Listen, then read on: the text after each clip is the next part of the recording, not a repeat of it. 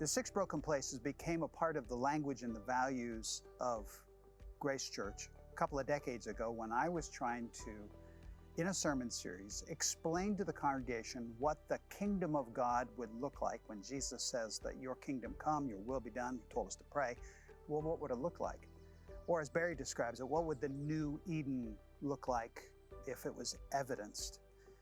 And realized it would look like, of course, people reunited with the God of the universe, people not experiencing injustice, human beings no longer in pain, human beings no longer at each other's throats and hating each other, and people in loving community and not isolated. But realized it would be stickier, people would remember it more if we would flip that around and rather talking about the evidences of the kingdom or the new Eden, we would talk about the broken places that need to be healed and would be healed through the kingdom of God being evidenced.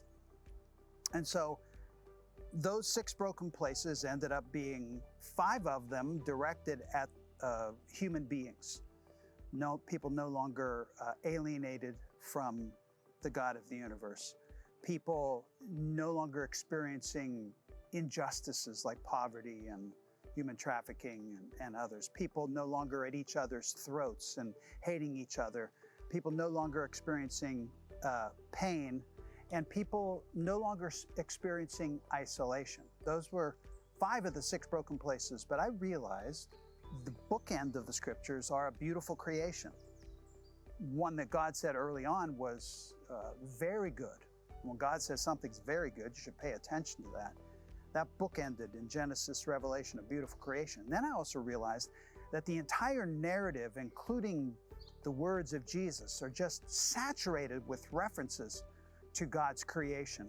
And in particular, what caught my attention was how the creation is referenced as identifying the character of God Himself.